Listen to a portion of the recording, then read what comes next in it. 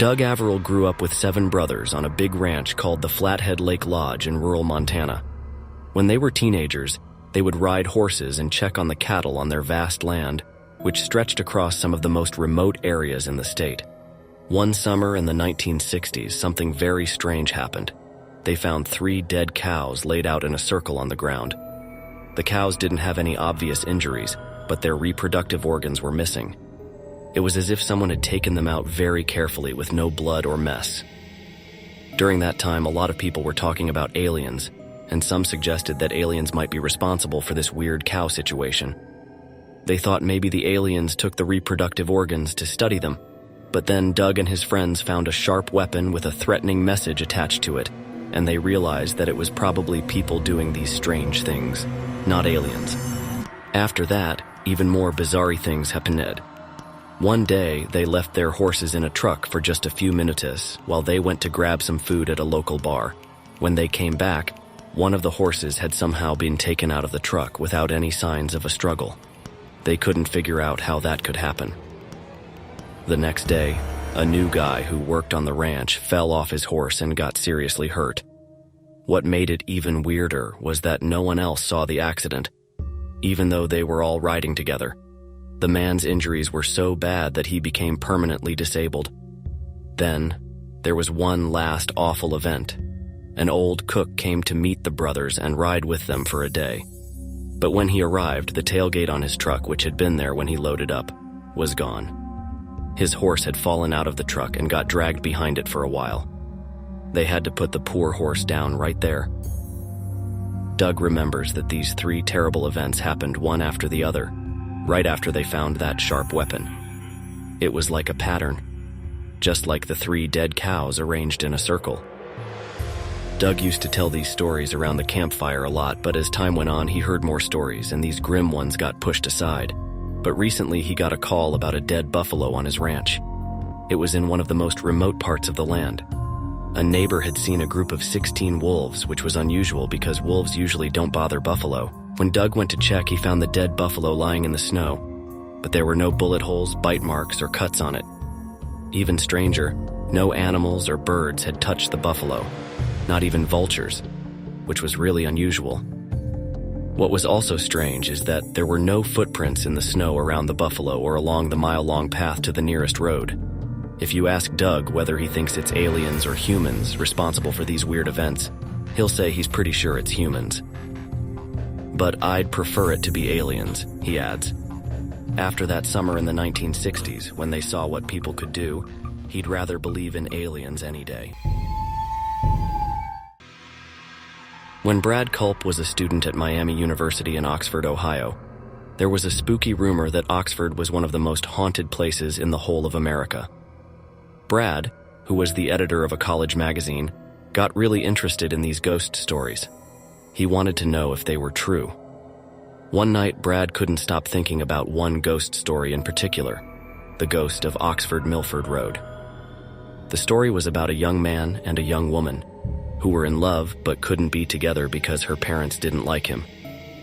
So, they secretly met at night. She would sneak out of her house and flash her parents' car lights 3 times. He would come on his motorcycle. But one night, something terrible happened. The young man took a sharp turn near her house and had a terrible accident. He didn't make it. People said his ghost still haunted that road. This story fascinated Brad, and he decided to investigate it. He, his girlfriend, now his wife, and a friend went out one night to see if the story was true. Brad's girlfriend was really scared of ghosts, and she believed in them a lot. Brad wasn't so sure about ghosts, but he was worried that the story was just made up. On that spooky night, as they drove past the old farmhouse, Brad got an idea. He asked his girlfriend if they should try something. She was nervous, but agreed. Brad turned the car into the farmhouse driveway and turned off the engine.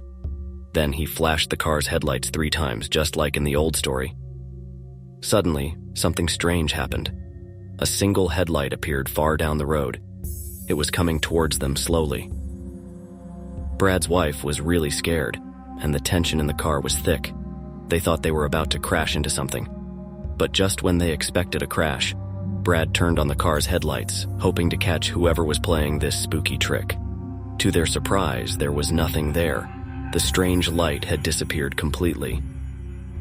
They got out of the car, trying to figure out what they had seen. Brad still can't explain it. He says, "To this day, we still talk about it. I saw something I cannot explain." If you ask Brad and his wife, they'll swear it's a true story. And if you ever find yourself in Oxford, Ohio, maybe you'll want to park on Oxford-Milford Road for a few minutes at night to see if you have the nerve to uncover its mysteries. In the middle of the Chilean Andes Mountains, there's a place called La Parva. It's a ski resort and it's beautiful, but it has a spooky story. The story is about a woman named Lola who cries and wails in the mountains. In different parts of Latin America, you might hear stories about a crying woman called La Llorona. Sometimes she's lost her husband, and sometimes she's lost her kids, and sometimes it's both. But in La Parva, they call her Lola, and everyone there claims they knew her when she was alive.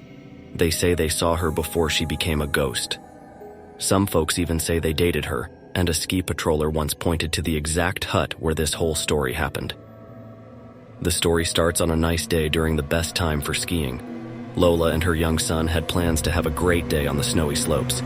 The sun was shining, and it looked like a perfect day.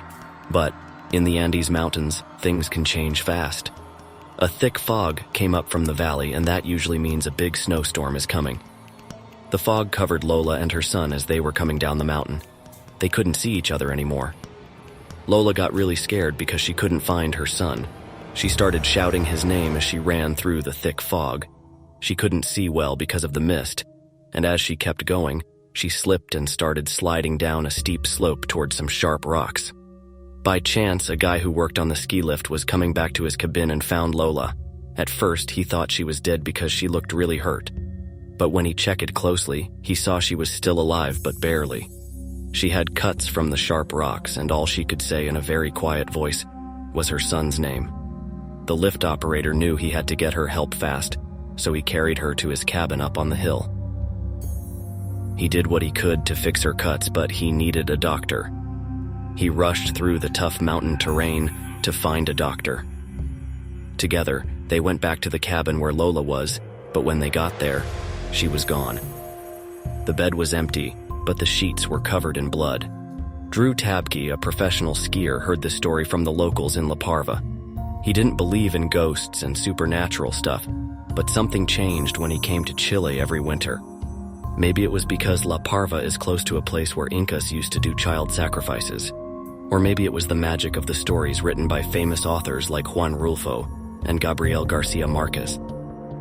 But when he was alone in his cabin in the mountains with the wind howling outside and the candles flickering, he sometimes couldn't tell if the wailing he heard was the wind or a woman crying. So, the legend of Lola, the crying woman of La Parva, lives on in the Chilean Andes. It's a story that blurs the line between reality and the unknown, where the living and the ghostly seem to mix. And do like and subscribe my channel for more horror stuff.